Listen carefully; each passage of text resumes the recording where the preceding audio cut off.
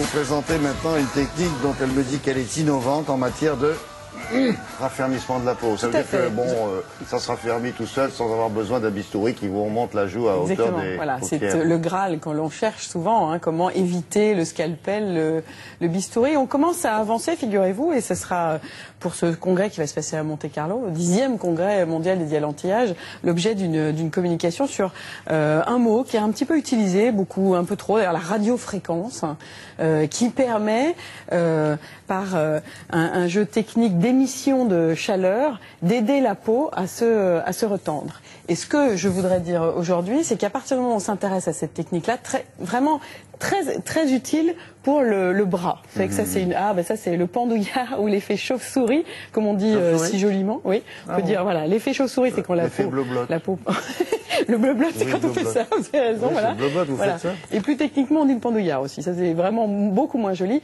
C'est une vraie plainte, comme disent les spécialistes, des patientes clientes pour pouvoir retendre.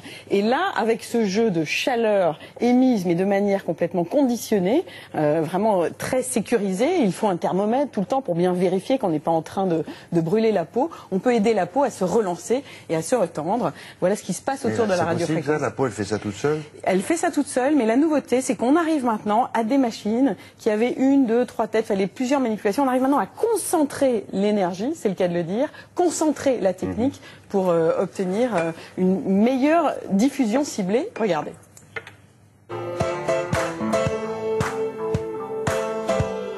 Jusqu'en 1891, on était persuadé que tout courant électrique était excitomoteur. C'est-à-dire que si on faisait passer un courant électrique dans le corps humain, eh bien, les muscles se contractaient. Et en 1891, un physicien français, qui était en même temps médecin d'ailleurs, qui s'appelait D'Arsonval, a démontré que, au-delà d'une certaine fréquence, qui est je crois 0,1 MHz, eh bien, les muscles ne se contractent plus. L'intérêt, c'est d'abord qu'on ne travaille pas dans le muscle, mais dans la peau, ou sous la peau. Et l'intérêt, c'est qu'on peut faire passer sous courant électrique pour transformer l'énergie électrique en chaleur. Autrement dit, on va chauffer.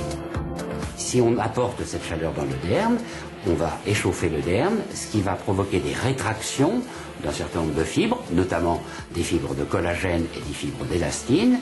Si elles se rétractent, elles se raccourcissent. Et dans le langage courant, le raccourcissement de ces fibres, ça porte un nom, ça s'appelle le raffermissement.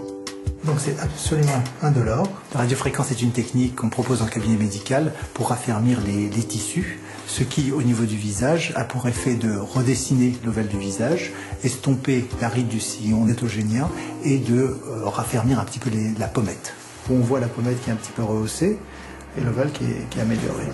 On peut agir aussi au niveau du ventre, au niveau des cuisses, où là on va agir non seulement sur le derme pour booster encore le collagène, mais également sur le tissu graisseux. Dans l'hypoderme, on a des cellules qui s'appellent les adipocytes qui contiennent des triglycérides. Les triglycérides, c'est une construction biochimique entre du glycérol et des acides gras. Et si on apporte de la chaleur, eh bien, ces triglycérides ne supportent pas cette chaleur. Par conséquent, ils se dégradent. Et ça permet de traiter toutes ces surcharges graisseuses. La séance dure une petite vingtaine de minutes et la patiente ressent un échauffement progressif des tissus, sans jamais la moindre sensation de brûlure, parce qu'il y a un contrôle strict de la température au niveau cutané. Dès qu'on dépasse une certaine température, on sent des réactions de gêne de la patiente. Donc je fais très attention à ça et bien sûr je fais attention à la température qu'on mesure régulièrement pendant la séance. Donc le vrai risque, c'est le risque de brûlure si on va trop doucement ou si on reste sur place, fortiori.